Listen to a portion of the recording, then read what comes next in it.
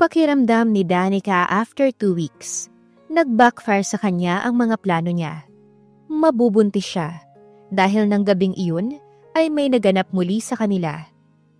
2 days nang nakaraan mula nang may nangyari sa kanila ni Marcus. Mula ng araw na yun, naging extra sweet pa ito sa kanya. Not bad. Hindi naman pala mahirap pakisamahan ng lalaki. Maalaga ito sa kanya at sa mga bata. Danica's point of view. Today is Monday. Kailangan kong bumangon ng maaga. Ngayon ako mag-uumpisa sa trabaho. Alam ko na may mga kasunduan kami. Kaya kailangan kong panindigan yun. He is going to be my boss. And I am her secretary.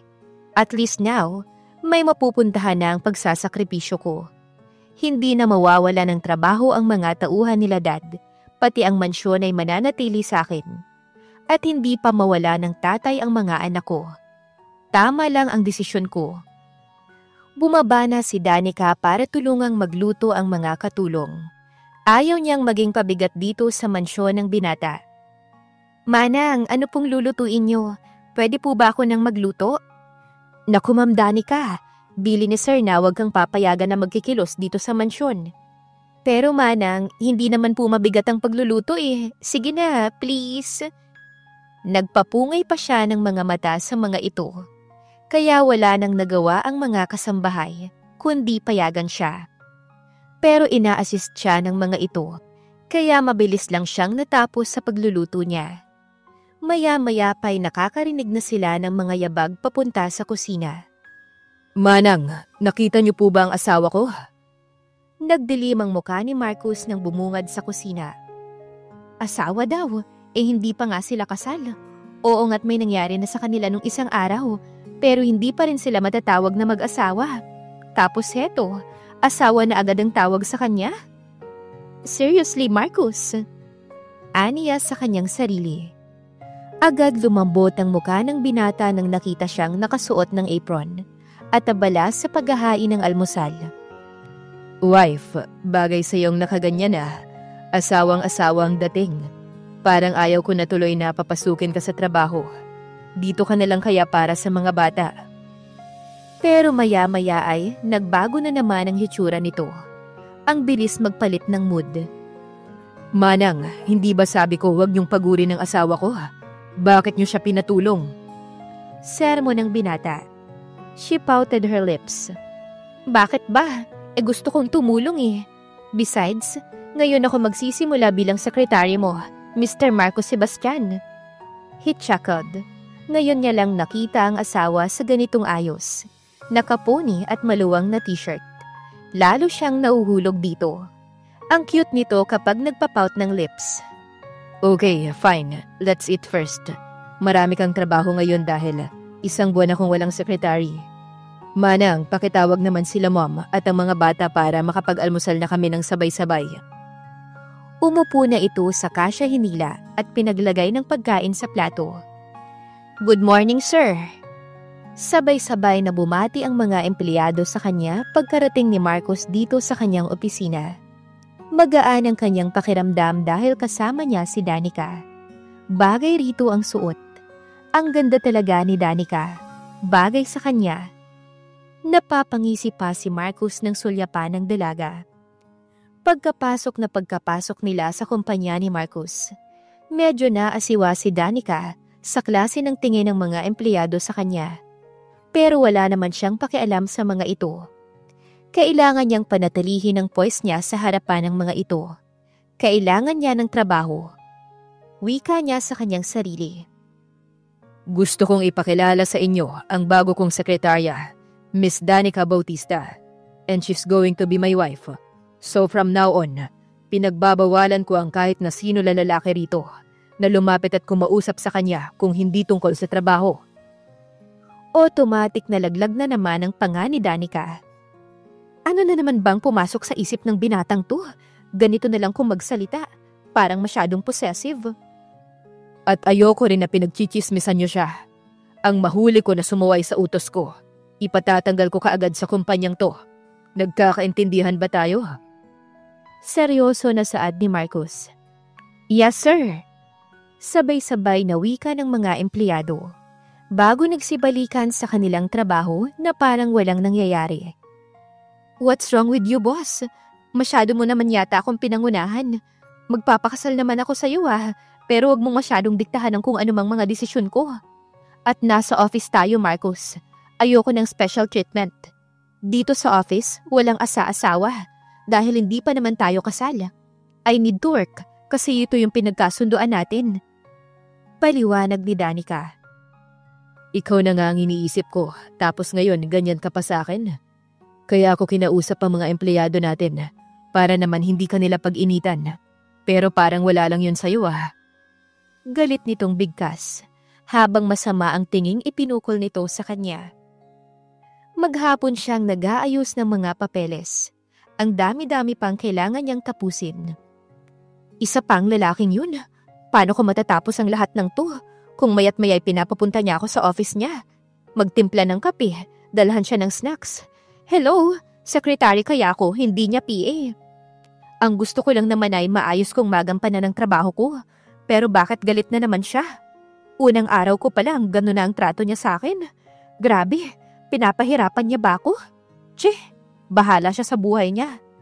Pero paano na ang plano ko? Kung napakasuplado at napaka-arugante ng lalaking yun. Paano ko siya matututunang mahalin kung ganyan siya? Inis na saad ni Danica sa kanyang sarili. Mauna na ako, bahala siya. Dadaan na rin ako sa mansyon para kamustahin sila Nanay LV at para maibigay ko ang mga sahod nila. Habang palabas ng elevator si Danica, ay may bigla na lamang humablot sa kanya at hinila siya papasok sa pinakamaliit na CR. Medyo nagpanik siya. Baka kasi may gawin itong hindi maganda sa kanya. Nagwala siya at nanlaban. Kung saan-saan niya na nakalmutan kung sino mang humablot sa kanya. Bitiwan mo ako! Sino ka ba? Sisigaw na sana si Danica nang bigla siya nitong ipinasok sa isa sa mga CR doon. Danica. Nang tignan niya ang humablot sa kanya, gano'n na lang ang galit niya. Napakasama mo! Bakit mo ako dinala dito? Hinahanap na ako ng fiancé ko at ang boss ko dito sa kumpanya. Kaya kung ako sa'yo, palabasin mo na ako dito ngayon din. Besides, wala nang rason pa para magkausap pa tayo. Or ang lumapit ka pa sa akin. Hindi mo ba naaalala ang sinabi ko sa'yo dati? Kinamumuhian kita at ayoko nang makita ang pagmumukha mo. Galit na saad ni Danica sa dati niyang nobyo. Marcos' point of view. Nasaan na kaya ang babaeng yun? Bakit hanggang ngayon hindi pa siya bumabalik? Kanina pa ako naiinip sa paghihintay sa kanya para pumasok siya dito sa office. Hindi pa naman oras ng uwian, kaya imposibleng umuwi na yun mag-isa. Isa pa, sinabi ko sa kanya na kung sakaling pupunta siya sa mansyon nila, ako na ang bahalang maghahatid sa kanya at para na rin mahintay ko siya. Lumabas siya ng office at hahanapin niya si Danica. Pinuntahan niya ang security room para tignan ng CCTV. What are you doing, Carlos? Palabasin mo ako rito or tatawag ako ng guard para ipatapon ka sa labas. Please, honey. Hayaan mo muna ako magpaliwanag. Kausapin mo naman ako. Ang nangyari noon ay isang malaking pagkakamali lang. Mahal na mahal kita noon pa man. At may mga pangangailangan ako bilang isang lalaki. Hindi mo kayang ibigay sa akin. At nagkataon na ang kaibigan mo ang naroon para ibigay sa akin yun.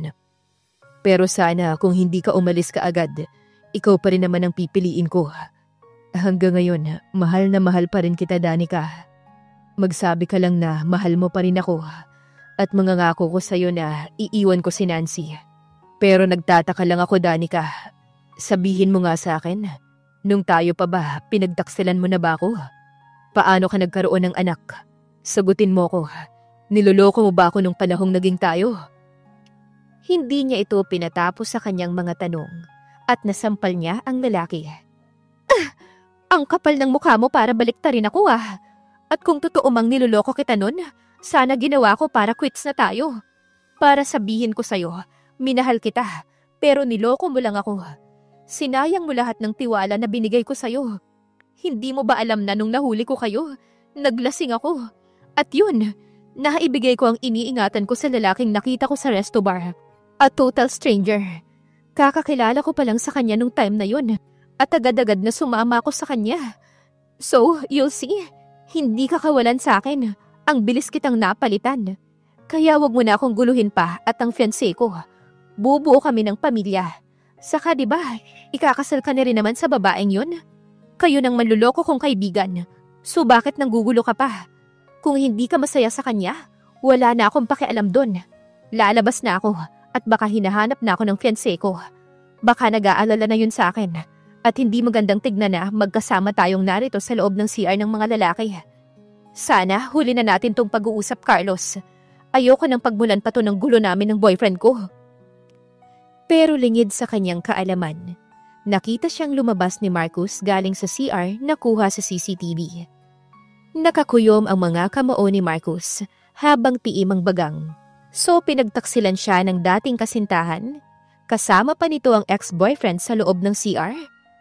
Hindi na niya tinapos ang pinapanood, basta ipinatakbo niya na ang sasakyan paalis. Tinawagan niya ang mga kaibigan. Gusto niyang uminom para mabawasan ang sakit na kanyang nararamdaman. Danica's point of view. Nasaan na ba yung magaling mong anak, Arthur? Abay, gabing-gabi na pero wala pa rin dito sa bahay. Dinaig pa ang binata kong kumilos. Han, baka naman nasa resto bar lang yun na pagmamay-ari niya. Alam mo naman ang anak natin, napaka-workaholic. Kahit gabi na ay nagtatrabaho pa rin yun. Saad ng kanyang in-law na lalaki. Kanina pa niya naririnig ang pag-uusap ng kanyang mga in-laws. Oo, kanina niya pa tinatawagan ng kasintahan, pero walang sumasagot sa tawag. Iha! Tawag sa kanya ng ginang. May pinagtalunan ba kayo ng anak ko? Kanina ko pa kasi tinatawagan sa opisina, pero wala raw doon. Hindi ako mapalagay dahil gabing-gabi na ay wala pa rin. Hindi ako sanay na wala yun ng ganitong oras. Kahit si Jasmine pag nandito yun, ganito din ang pag-aalala ko. Please, kung meron kayong hindi pagkakaunawaan ng anak ko, ay pag-usapan yung maigi. Ayokong madadamay ang mga apo ko. Wika ni Tita Nelda. Opo tita, don't worry po. Kakausapin ko po si Mang Lito at pupuntahan ko po si Marcos sa resto bar. Baka nandun lang po yun kasama ng mga kaibigan niya. Thank you, Iha. Sandali at ipapatawag ko ang driver. Ikaw nang bahalang magpasensya sa batang yun. Parang kapatid na kasi niyang mga kaibigan niya, kaya ganun kong magbonding. Pero iba na kasi ngayon dahil nandyan na kayo ng mga apo ko, kaya hindi ako papayag na maghikap siya sa gabi. Thank you po, tita. Nakangiti na saad ni Danica. Oh, stop calling me Tita Danica. Call me Mommy from now on, because you're part of our family now. Kasal na lang ang kulang sa inyo ni Marcus para ganap ka ng maging Sebastian. Thank you po, Mom. See, that's better, Iha. Thank you for making my son happy. Nakangiti na wika ng ginang. Mang Lito! Tawag ni Danica sa driver.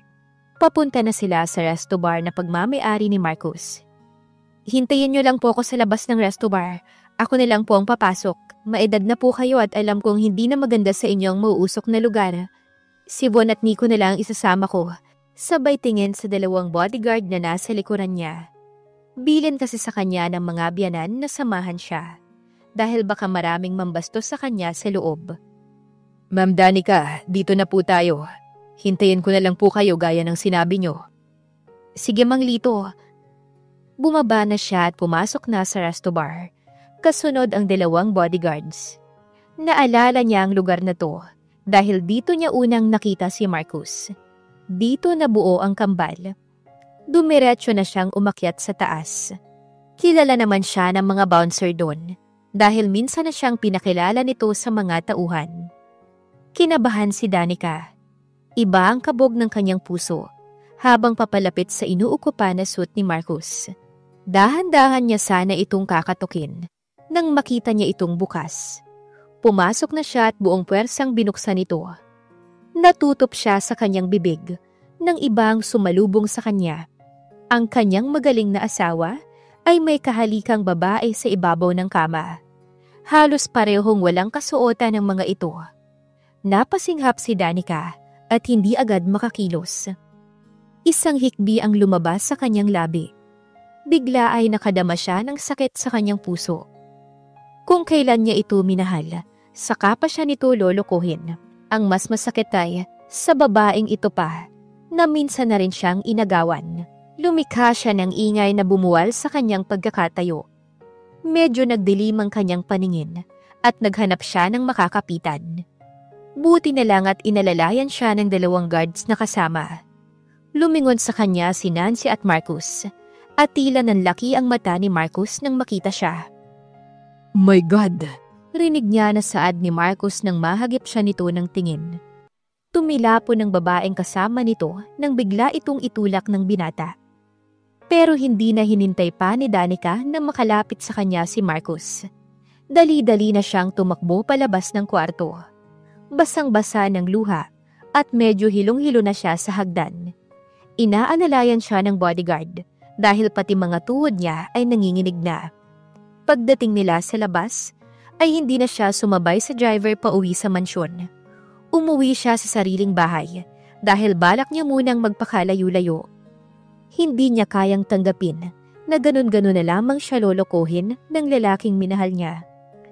Ano bang meron sa babaeng yun? Palagi na lamang kinukuha sa kanya ang lahat ng lalaking mahal niya. Naiiyak na saad ng dalaga sa kanyang sarili. Tuluyan na kayang magkalayo sina Danica at Marcus? Abangan sa susunod na kabanata. Please like, share, subscribe for more updates. Maraming salamat po.